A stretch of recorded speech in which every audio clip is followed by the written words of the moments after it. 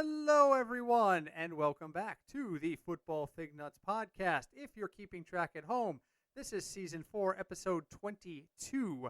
If you're keeping track overall, that's 172 football and beer-laced episodes. My name is Britt. I'm Craig. Craig, week 12 in the books. We're on to week 13. For some folks, the fantasy playoffs are starting. For those of us in DFS, we're hitting our stride because we're starting to find some consistency in the predictions. That's fantastic. I'm so super excited for that. There's a lot to discuss. But as we speak, the Steelers and Ravens game is still on. But you know what? We're moving on to week 13. Let's just jump right into it. Oh, that's not going to work. You got to. I'm still getting the hang of this sound effect thing. So let's try that again. Here we go. We're going to jump right into it. There we go. And Craig, what are you drinking tonight? So tonight I am drinking a beer that I actually gave a can to you by Counterweight. Oh, This is called Ho Ho Hope for the Kids. You know what? That's exactly what I have in the glass next to me. That is amazing. And this is interesting because Craig hands me this can and he says, "We have had this beer before. I don't know where. I don't know what it was called, but I know we've had this somewhere else before." So I said, all right. So I'm going into the fridge to get myself the beer for tonight, and I fully intend to have this beer. And my wife says, "What are you pulling out for the podcast?" Because she knows if I pull out something new, she's going to steal a little sip of it. Right. So I said, "I'm pulling out the Ho Ho Ho Hope for the Kids." And she goes, "Oh, pour me like 2 ounces of it." So I get one of our taster glasses, I pour it, and I tell her what Craig told me. She takes one sniff and one sip and goes, "Oh, yeah, we've had this before. Where have we had this before?" So now I'm standing there holding the can. It's up to you. Right. So I'm holding the can. I'm like, "Don't say any more. I haven't tried it yet. I'm going to try it live. We will do it live." All right. Here we go. So here it is. I will say, okay, so there was a tiny bit of sediment in the bottom of my can. So that tells me it's going to be more of a juicier IPA or a double dry hop. Let me see what. All right. Okay, the nose is very pineapple-y. Mm-hmm. All right, here we go. He's trying it. I can't see him. I'm just assuming. And the answer is he's thinking. You're absolutely right. You can't see me, and you know exactly what I'm doing. I'm looking off into space, and I'm smacking my lips because I'm trying to get the taste palate. And your brain's going to say, "You've had this before." And my brain is saying that. My brain is saying this feels like something I've had at Two Roads. Really? Now, you don't think it's another beer from Counterweight? What's the one that you really like? Critical Mass. Critical Mass. Crucial or Critical Mass. No, this is not as juicy as Crucial Mass. It's a little drier. I'm getting almost. Hold on, I'm going back in. All right, go ahead. Go for it.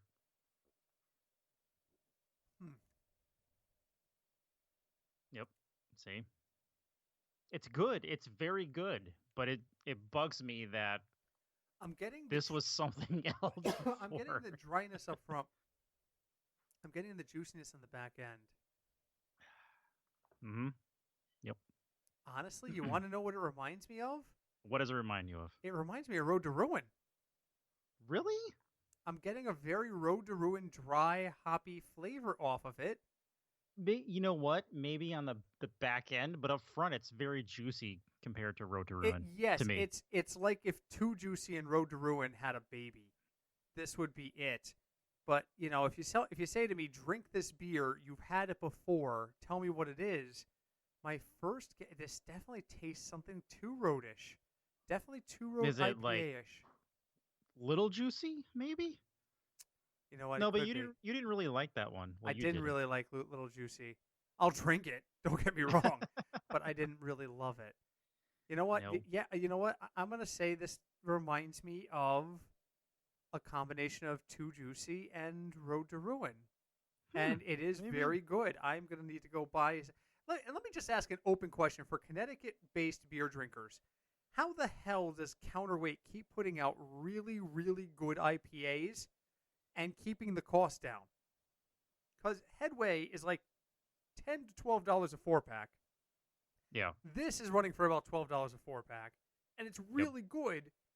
And then you go and you're like, oh, well, I want to get a 4-pack of 2 Juicy. Well, it's going to be $15.99. Why is it $5? It's $1.25 to $1.50 more expensive for these high-level IPAs when Counterweight keeps pushing them out at like reasonable prices. What are they doing differently? That's you know what? That is an excellent question. We've had this discussion on different Facebook groups and it is almost a no-brainer. If you go onto a Connecticut Facebook beer page and the conversation is about the best value in IPAs, Counterweight will come up, Headway comes up every single time. Because if you find like the huge liquor store over by us, Total, they'll do Headway I think for $9.99 a 4-pack. It's the only decent IPA you can get for under $10 a 4-pack. It's the only one. Name another one that we would. I mean, Road to Ruin, $12.99. Okay. 2 Juicies like $14.99. Most of the good ones are, and we're seeing beers now at $15, $16. We've seen them at $20 a 4-pack. Some of these craft beers. Yeah.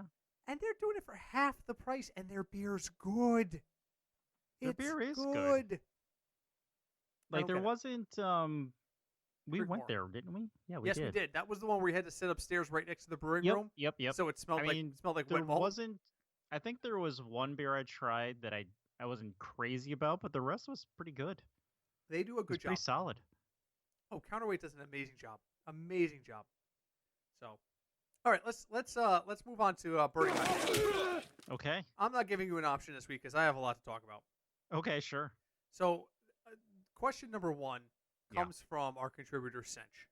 Yep. So Cinch writes me earlier this week and says, "You know what I want to hear on the podcast this week? I want to hear about late season waiver pickups with yeah."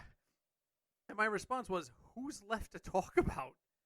And yeah, exactly. So I did a quick look.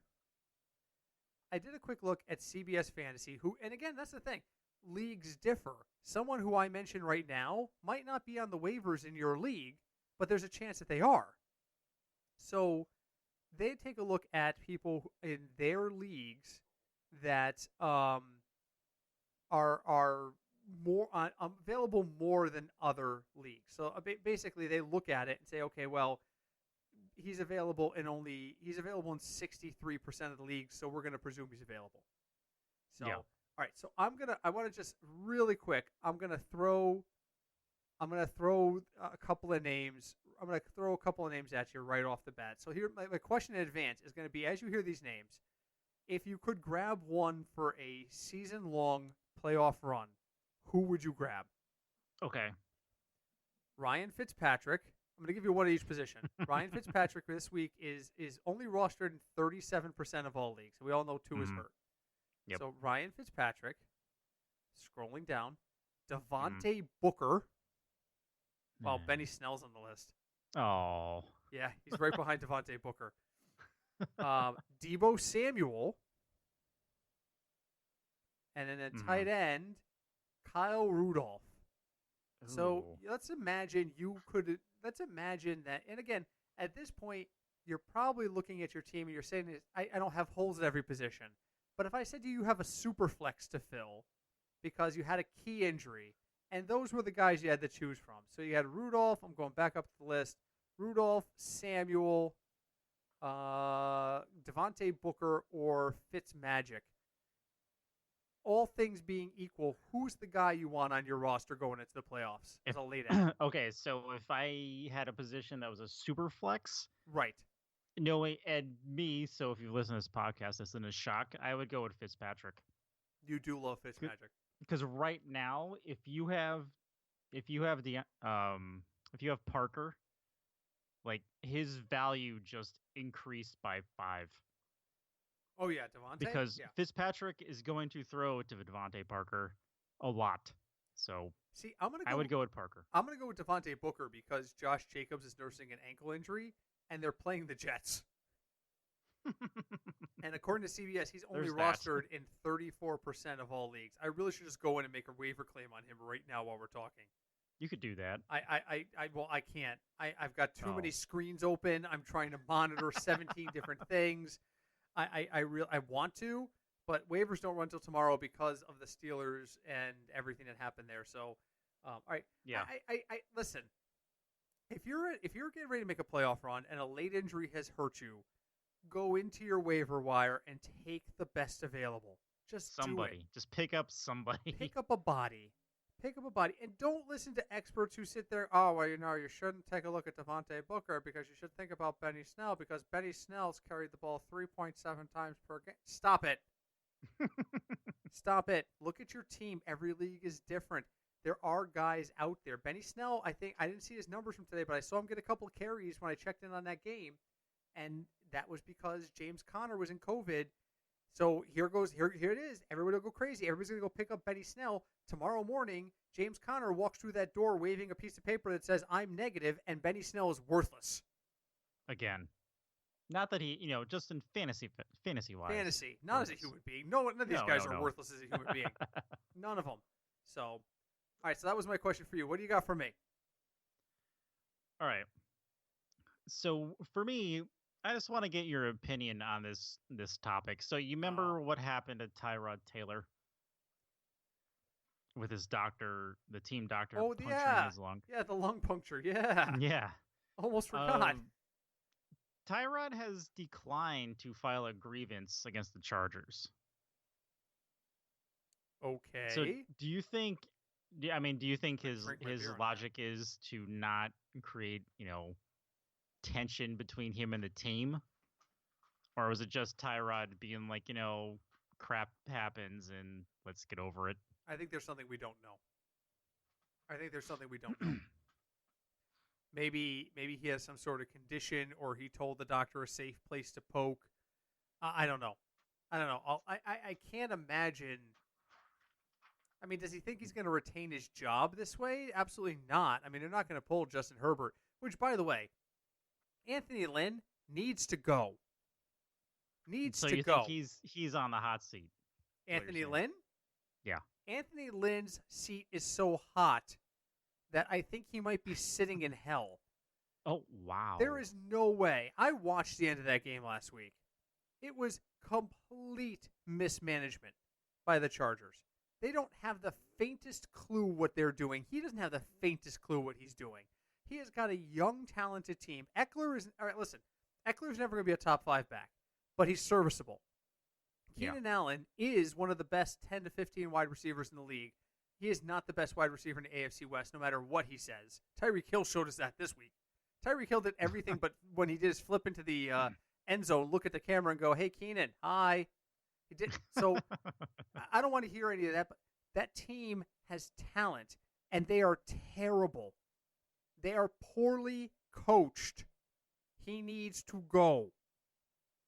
He needs to go, and I think he will go. I think he's going to be a Black Monday firing, but I don't remember what your original question was.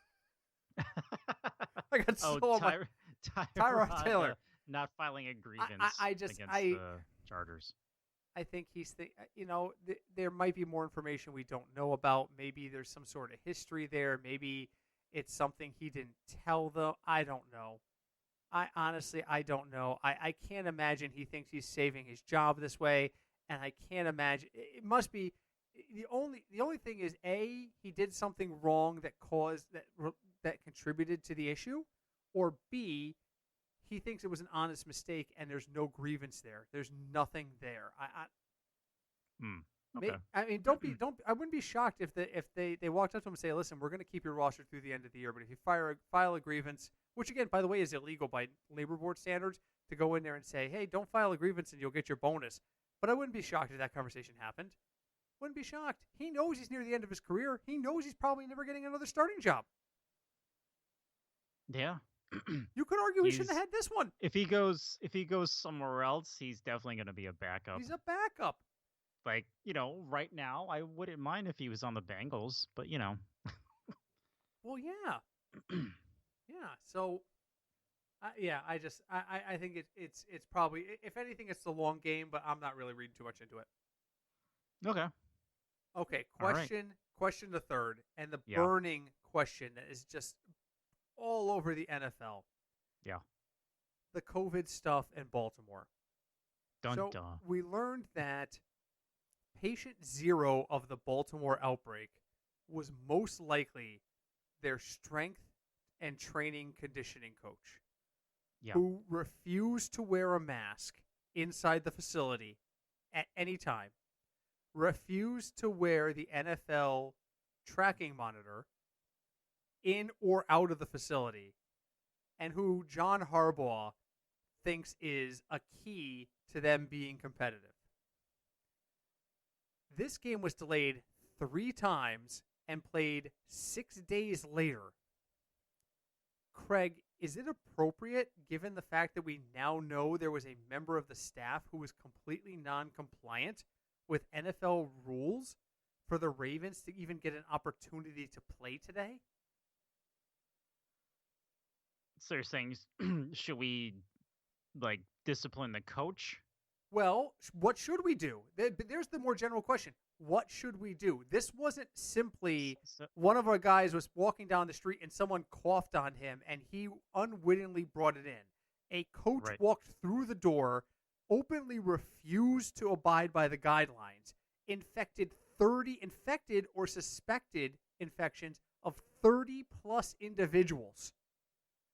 And the NFL basically bent over backwards, rescheduling left and right to accommodate Baltimore. This wasn't an accidental infection. This was an infection brought on by an individual who refused to take steps to protect the people around him. Is this different, and should it have been handled differently? It should have been handled differently, even though Harbaugh likes this coach. If you willingly don't wear a mask, and I'll even give you the benefit of the doubt, if you take it off sometimes while you're coaching people, I'll say, okay, I'll give you a pass. But if you don't wear the tracker the NFL gave everyone, you willingly do not wear it, that's pretty big, because what I read happened is he was infected. He actually infected other coaches. Yep. And then those coaches infected a nutritionist who was preparing player meals. Yep. Who he handed out, who then infected players. Yeah. So it was a giant avalanche. This is really how infections work. That's exactly how it works. That's how outbreaks happen. Yeah. So I personally, if I was the owner of the Ravens, he would have been fired. And they, air quotes, disciplined him. What does that mean? They fined him? Maybe. I don't know. I don't know. That's big. Here's my take on it. The Ravens should have forfeited this game. And the NFL needs to stand up. And the commissioner apparently made remarks at halftime today that I didn't bother to tune into, because it does not make a difference what he says. He says all these things. Remember the big speech he gave at the draft about keeping everybody safe? And you know what? Mm-hmm. Frankly, it's bull. It is absolutely not true. Hey, we're marked as explicit. You don't have to bleep yourself. But you know what? Because I'm going to go off on a rant here, and I'm going to say all sorts of stupid that I don't really want going on to the podcast. That, and I get to use the mother button we have here. I might as well use it. I paid for it. That's true. I really just want to test out the button. But I'm upset about this because this is stupid. This is stupid. This is not accidental. Accidental, I get. Early on in the season, we had a Patriots minor concern. That caused some rescheduling. We had, who was the other team that caused all sorts of rescheduling? Why am I drawing a blank on this? Saints? The Saints was one, but there was another one. Oh, Titans. Tennessee. Yes. They're the ones that started. Right. That was supposedly accidental. People followed the rules, and it still happened, which is possible. It is possible. That's why it drives me nuts. People are like, masks aren't 100% effective. I wore a mask, and I got sick. Okay, it didn't work in your case, okay? But it works in 95%. You're in the 5% chance. It happens. I get that. This isn't that. This is a coach walked in and said, your mask and your tracker, I'm not doing it. and infected the entire team. This should cost you the game. The rest of the league should not bend over backwards for your ineptitude. And you know what?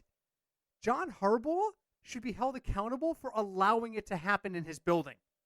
Yeah, he's the boss, other than the owner. At the end of the day, there are 3 people that everyone in that building must listen to, and they are the owner, the GM, and the coach. And sometimes those roles overlap, particularly if you're Jerry Jones, who is the owner and the GM and sometimes thinks he's the coach.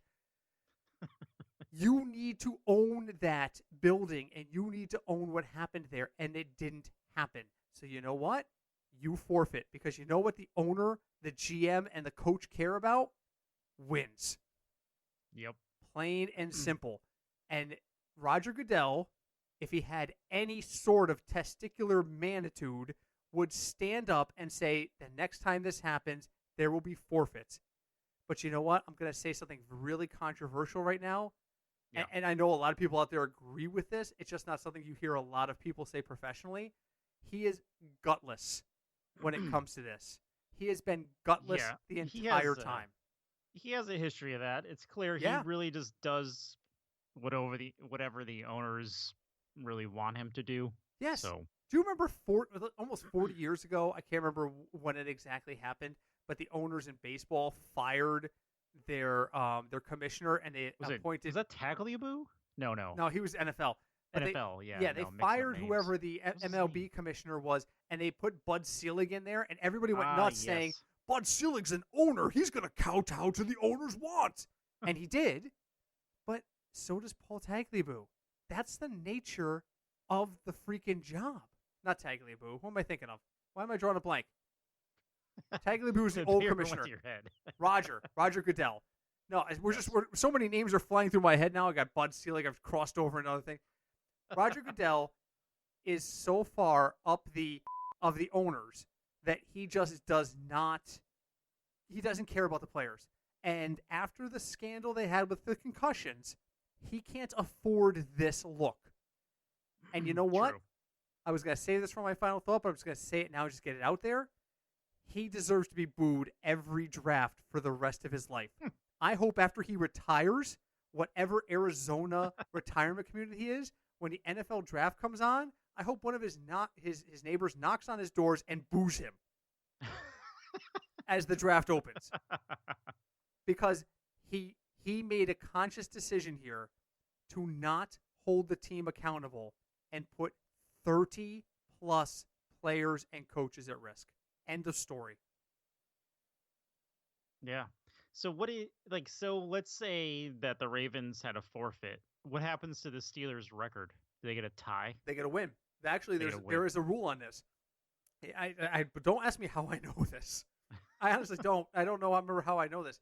But in the case a team is unable to perform a game as scheduled, they take a loss. They forfeit the game, and the official scoring of the game is 1-0 in favor of the team who was offended. So this game should have gone into the record books as Pittsburgh 1, Ravens 0. And really That's quick, weird. They should have made it a 2. Really Made quick, more sense. Pittsburgh is a paper 11-0, right? I think so. Can we just say that right now? They are. Who have they beaten? The Giants. Here, I'll run down the list. You tell me when I hit a good team. All right. Okay. And there's a good team on here, but you're not going to acknowledge them as a good team. So, all right, here we go. Okay. Giants. Yeah. Broncos. Yeah. Texans. Bill O'Brien's Texans. Week 3, Bill O'Brien's Texans. Eagles. Yeah. Browns. Yeah. Titans. Yeah. That was the one where they needed the miracle miss. They won 27-24. Ravens. Healthy Ravens, 28-24. Okay. Cowboys. No. Bengals. No. Jaguars. No. Now the Ravens again. Now they're bad. So you could make the argument, well, the Browns and the Titans were in the AFC Championship last year. The Titans have struggled more than people thought they would. They have. After that Bengal loss, I feel like that up until this past Sunday, the Titans were like in a fog. Yes. They didn't know what the hell was going on. Yes. But you know what? I'm worried they righted the ship. They did this last year, too. Look at their record last year. Well, they also made the change from Mariota to Tannehill in the beginning of the season. Like, after, 3 games, they made that change. Remember? Wow, I forgot about Marcus. Yes. Yes, Mariota was the starter, I think, the first 2 games last year, and they made the change, and all of a sudden they started to get good. Same sort of thing is happening this year. They're just a team that takes a little while to warm up. Now, let's talk about their schedule going forward. Okay. You let me know when they're going to lose. This is the Titans or the Steelers? This is the Steelers. Okay. Now they have to play at home against Washington. Nah. At the Bills. Ooh. I think they lose that game. They could lose that game. I don't think they could. I think they do. Yep. At the Bengals. Yeah, they're probably going to win. Yeah, because of the injuries. I get it. Yep. Colts. Nope. They'll beat the Colts. Depends what Colts show up. At the Browns. They're probably going to win. So let's say we give the benefit of the doubt to the teams that are pretty good there. They've got 5 games left, and 3 of them are against teams with winning records. Yes. They could go 13-3, lose 3 of their last 4 games. I just don't think they're that good. The only quality win on their schedule, the only quality wins on their schedule are the Browns. They just decimated the Browns, was 38-7. But it's divisional. It's divisional. Give me a good a non-divisional opponent. Well, they beat the Titans on a miracle. They needed a bad Titans kick to win that game, or a bad Titans play. Yeah. Anyway, that's the thing about in the NFC North. That's the other thing about the Browns too. Did you look at the Browns schedule and why they're 8-3? I can pull it up right now. So they beat the Jaguars, the Eagles, the Texans. They beat the Bengals twice. They beat Washington. Yes.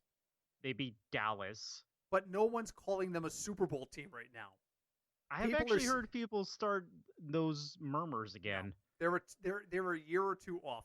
Baker Mayfield is as bad in adversity as Lamar Jackson is. Like the Ravens last week. Last week, the beginning of this season, rather, the Ravens decimated them 38-6. Yeah, and then they rebounded against the Bengals, Washington, and Cowboys and Colts.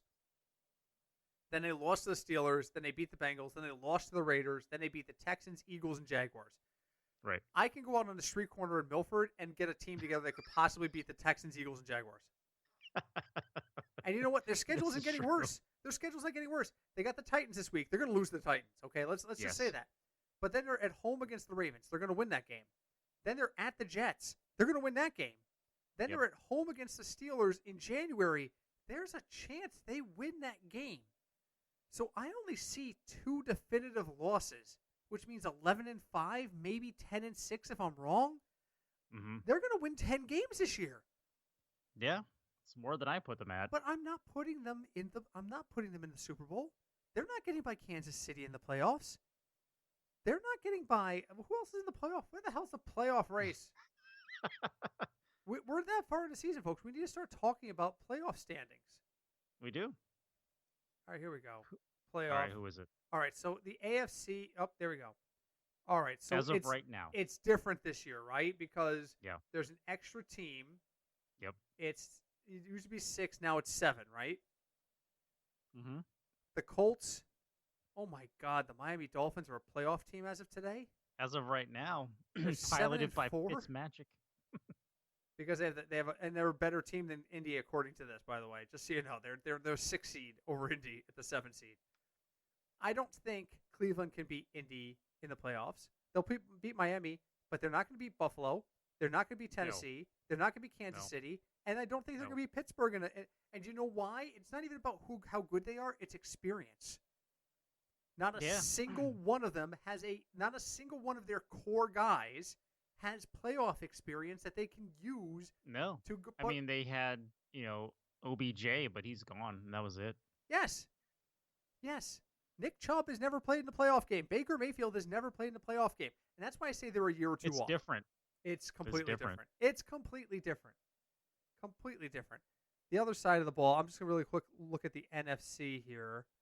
The Cardinals would be the last team in at 6-5. The Bucks would be in at 7-5. The Rams would be in at 7-4. The Giants would host a home game at 4-7. The Packers are 8-3. Seattle is 8-3, and New Orleans somehow is still 9-2, even though everyone just keeps dying. I think literally every one of their key offensive players has missed a game already, and they're still 9-2 and haven't lost a game in the division because their division is terrible. Yes. Okay, we could spend an entire episode breaking this down, but you know what we need to do? Yeah. It's time. It's time, Craig. It's time for America's favorite game. If you have not heard America's favorite game before, this is where Craig tries to pick the best games to use for fantasy football based on the spread numbers. So I have in front of me 4 games, only 4 this week, Craig, that have an over-under of at least 50 points. Wow. 4. And I have the presumptive total so we can get specific about who's going to do what. You have 3 strikes, just like a family feud board. Give me the 4 games that are at least a 50-point over-under.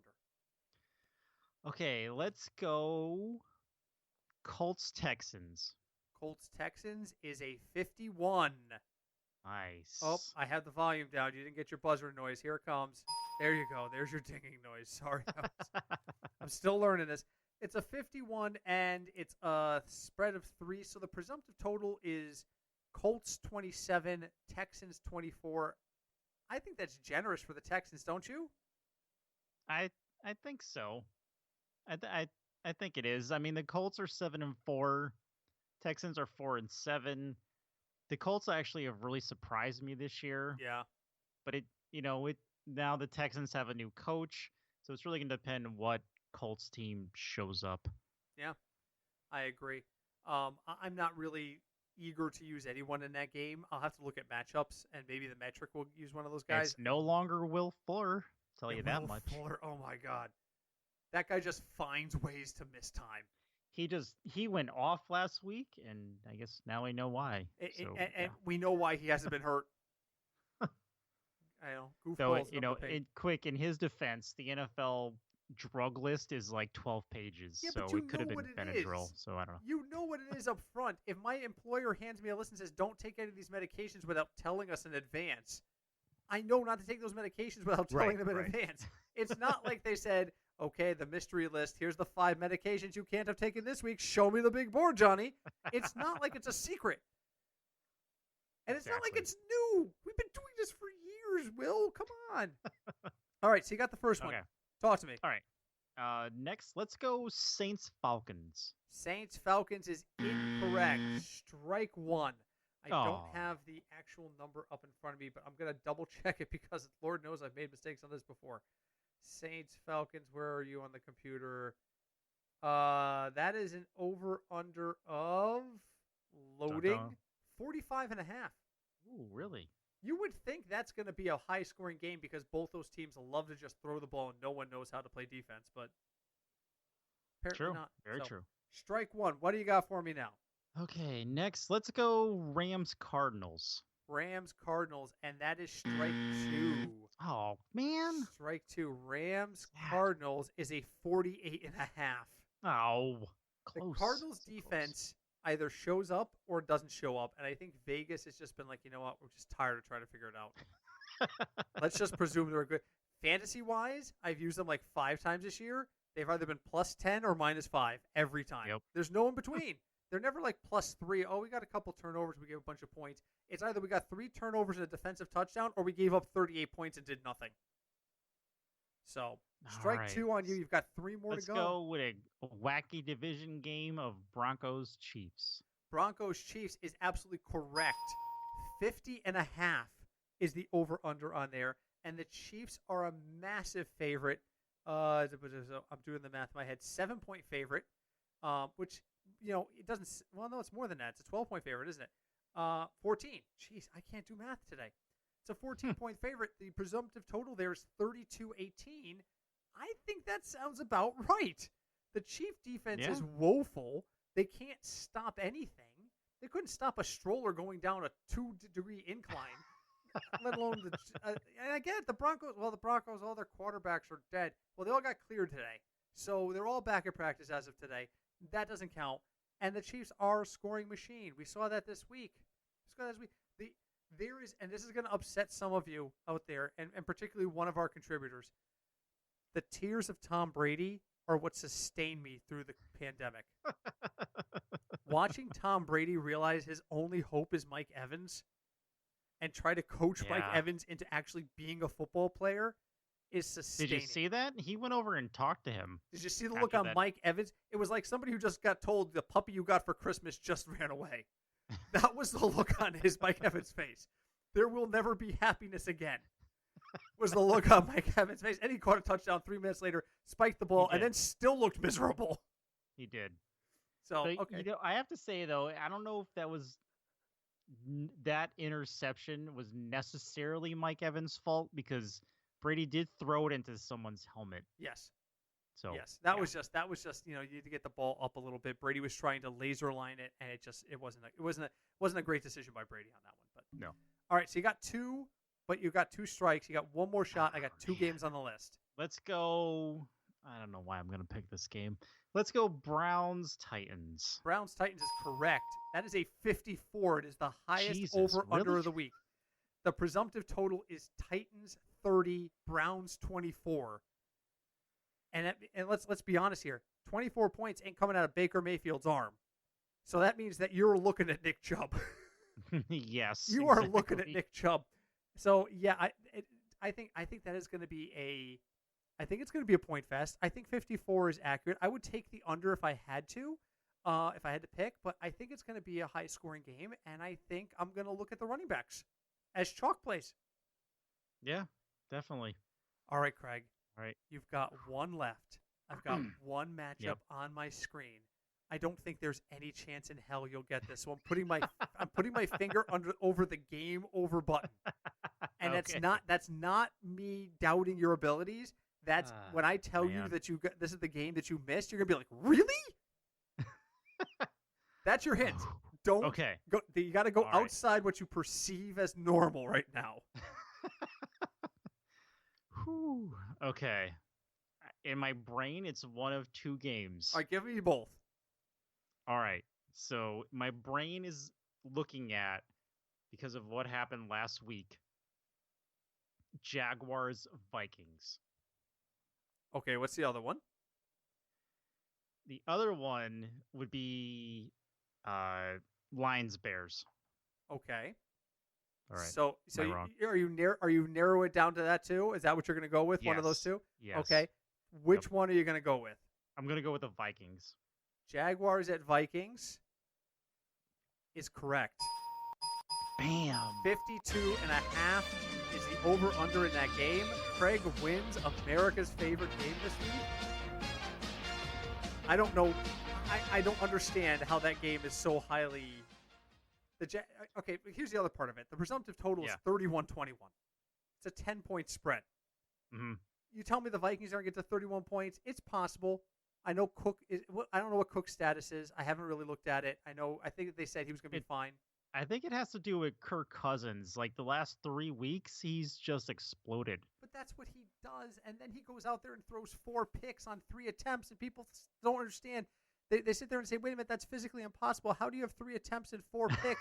But he finds a way. He finds a way to do the impossibly bad. I just... the old joke about Kurt Cousins we used to have? It's like there is 2 of them. And in a hotel room on Sunday mornings, they flip a coin to decide who gets to go play.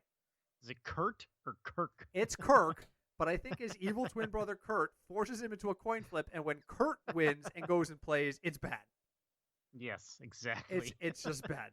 So, I don't see the Jaguars scoring 21 points either. I mean, James Robinson's come on really strong, but I just don't see it. He's probably the only fantasy value there is on that team right now. Only fantasy viable person on that team right now.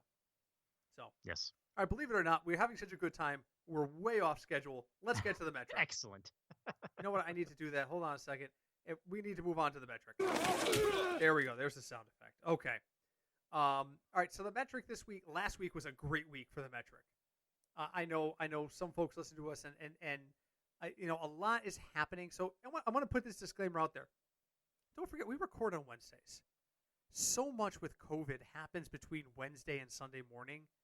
Don't take everything I say at face value. Stop and go back. It's okay. Well, you know what? Britt said I should use Patrick Mahomes on Wednesday. Since then, Patrick Mahomes has missed practice twice with no excuse, turned up in a bar in Vienna, and declared himself a citizen of India. It can happen. Things change rapidly right now. Double check stuff. But as of Wednesday, these are the guys that we like. So, and Mahomes is a bad example because he did pay off last week.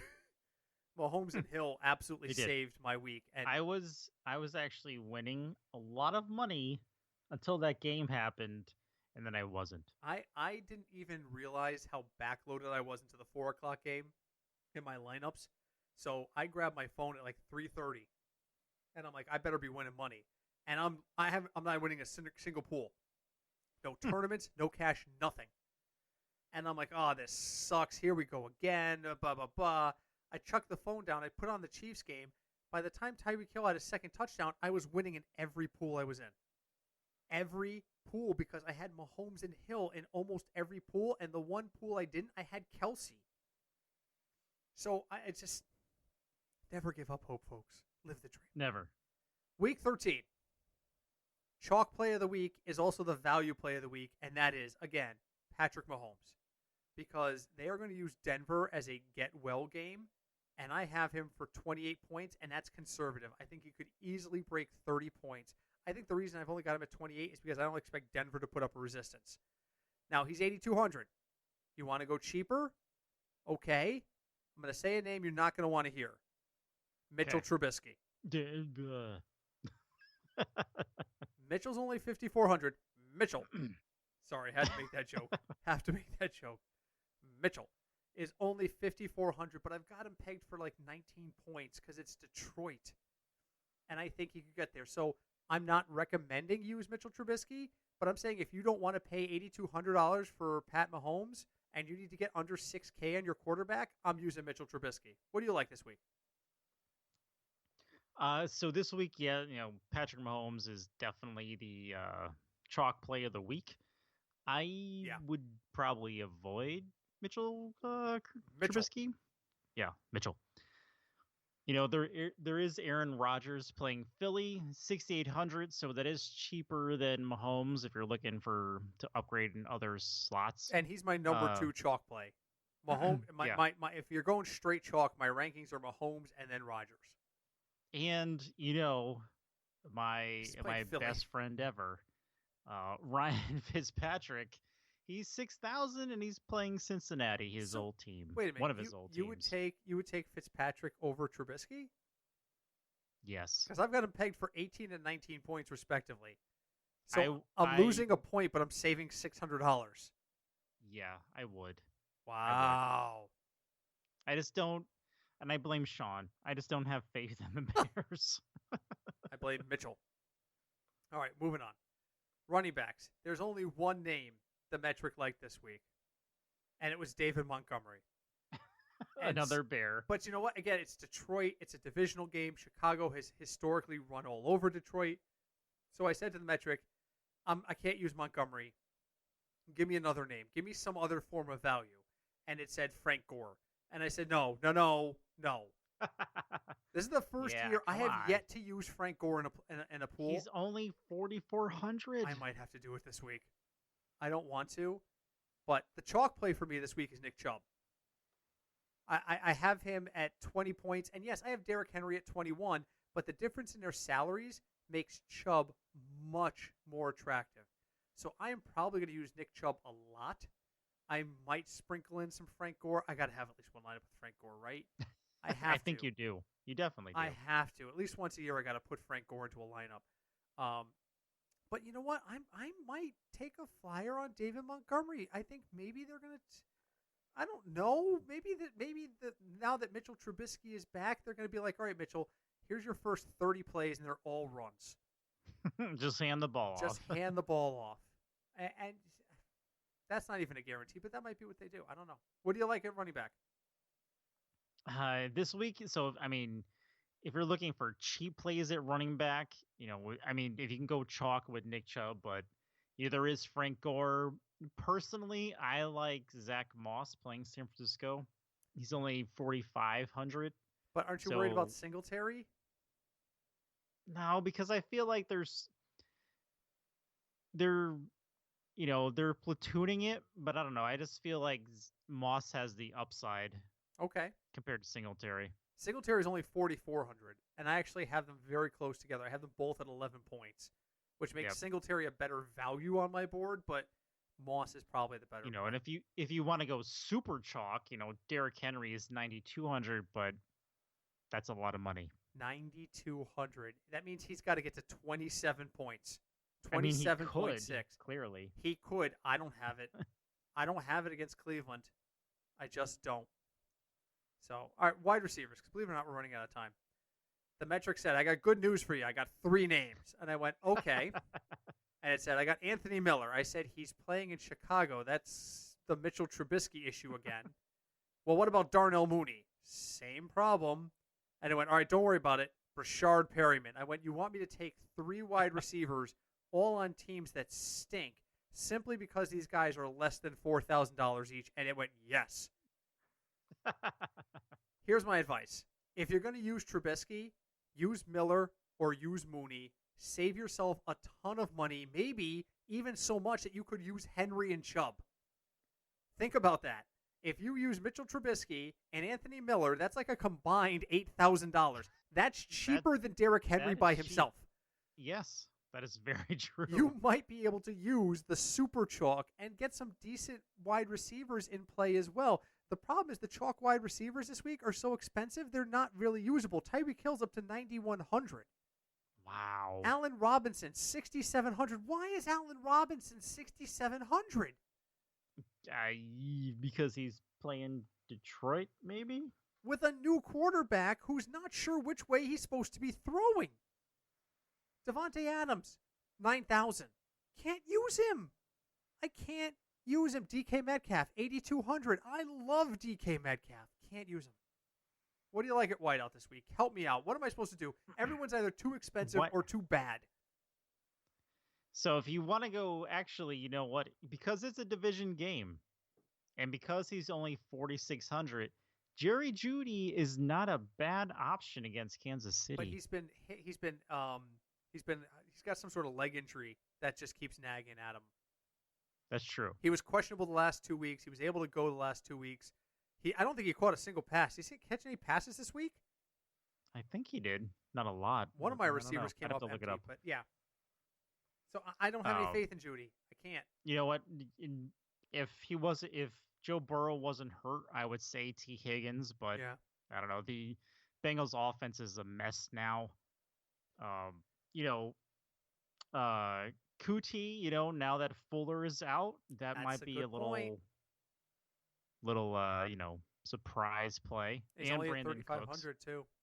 So here's my advice at wide receiver. Good luck. That's what I got. Tight ends. The metric says use Jordan Akins. The metric told me to use Jordan Akins on Thanksgiving too. Craig? The end. The end. I have nothing here. It's the same situation, except it's 4,000 versus 3,000. Everybody, Tyler Eifert's only 3,000, but he's only going to score 7 points. Well, Noah Fant's 4,000. Okay, great.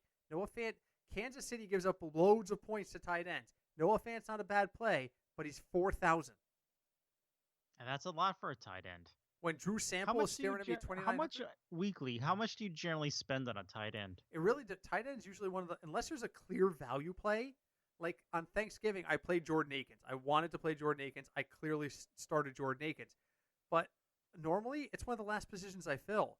I put my value plays in, and then I put in my chalk guys at quarterback, running back, and wide receiver, and then I go and I look at tight end.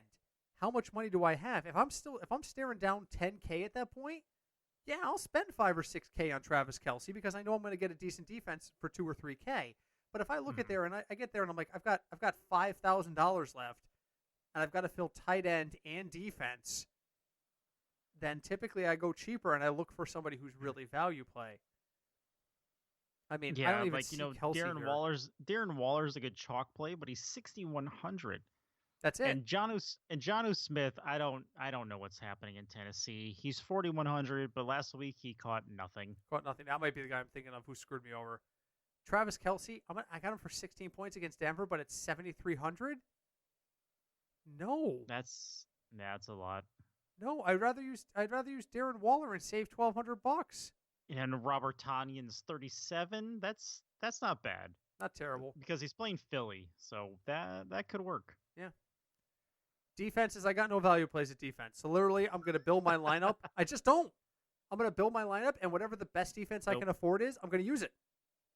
Exactly. If I have my choice of anybody, I'm probably using Buffalo against at San Francisco. Yeah, I'm using Buffalo if I can afford it. 2,700. Maybe Seattle, but they're over 3,000. Seattle's playing the Giants. Yeah, that's a good choice too. So all right. So my plan this week is I'm definitely going to have one or two lineups where I use the Mitchell Trubisky and the ultra cheap wide receiver. I am going to try and spend minimally at wide receiver, and if I can do so and use like maybe one value running back, I get to use maybe one like David Montgomery share. I can spend up in the other spots and not have to worry about it. But at the end of the day, I think it's going to be a very polar lineup for me. Everybody's going to be under 4,000 or over 8,000. There's going to be no mid-range guys this week in my lineups just because of the way these salaries are set up. Exactly. So believe it or not, you really have to. I think this week you have to go. You may have to go chalk at receiver and then find value in other spots. You got to find value somewhere because the chalk has been ultra priced up. So you got to find value somewhere. So you want to go chalk at wide. You want to go chalk at wide out. That's fine, but you're probably using Mitchell Trubisky and David Montgomery. You want to use Derrick Henry or Nick Chubb with like a Patrick Mahomes. That's great. Get ready to start Darnell Mooney. You're going to have to find it somewhere. Anyway, we're just about out of time, Craig. Let's go on to final thoughts. What do you got for me this week? Final thoughts. I just want to say hi, Deb. Hi, Deb. I've been forgetting that for like 3 weeks. She's not commuting at all, so she's a little behind on her podcast. She listens to it in batches. She listens to like 3 weeks at a time. But that's okay. I just want to say because again, I don't know. We always talk about COVID every week, but I feel like we have to. So just we're getting there. There's several vaccines. There's other vaccines that are still in the works. Yep.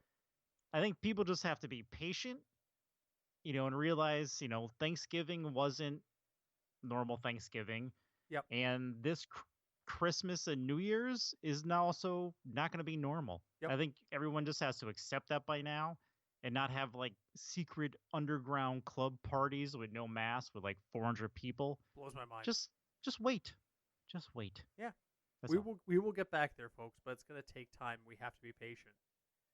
Along the lines of patience and acceptance is where my final thought comes from this week. It's completely outside the range of football. I have had multiple discussions with individuals who are completely convinced that our election last month was completely falsified. And I had one last week, just yesterday actually, where the guy was like, the election was fake. Okay, how do you know that? I just know. Okay. Do you have any proof of that? No, but don't worry. The Supreme Court is going to fix it. Well, are they? Courts work off of facts, as far as I know, and they usually like this thing we call evidence presented. So, is there evidence? Just wait. Listen, guys. Enough with this. If something bad happened in the election, let's put the evidence on the table. If it didn't, it didn't.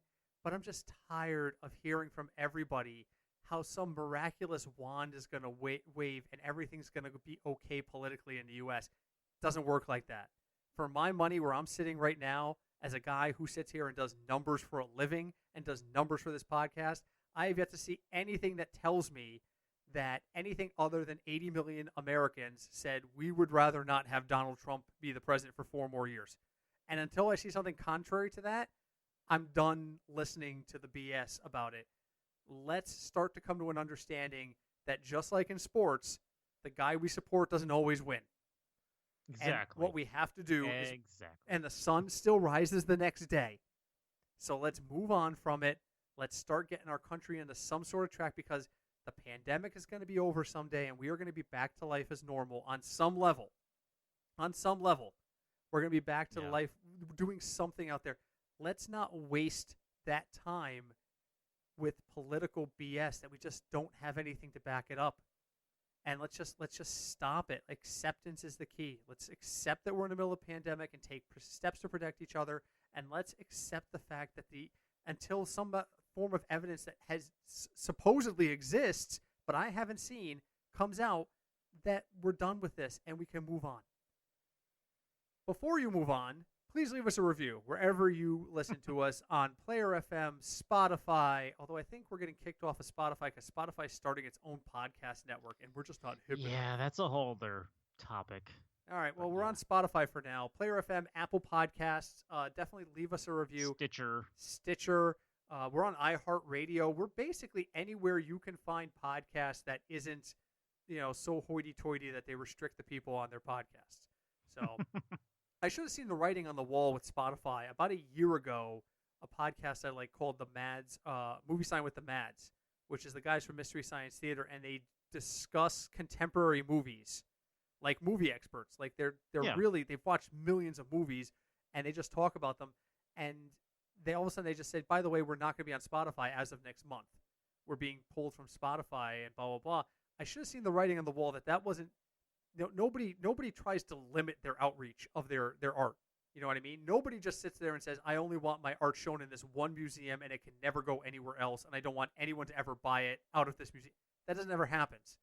That never happens. Yeah. People want their art to be shared. So, that was weird to me. I should have seen the writing on the wall that Spotify was going to go in a weird direction then. Yeah, they're trying to make podcasts their own exclusive thing. And I think the whole thing with Joe Rogan kind of blew up in their face, so I think they're trying to undo that. Yeah. Well, that's what you get. You get in bed with the devil. You got to expect kids with horns. So that's right. There you go. All right. Anyway, folks, be safe until we talk to you next week. Enjoy Week 13. Until then, my name is Britt. I'm Craig. And we are the Football Fignuts Podcast.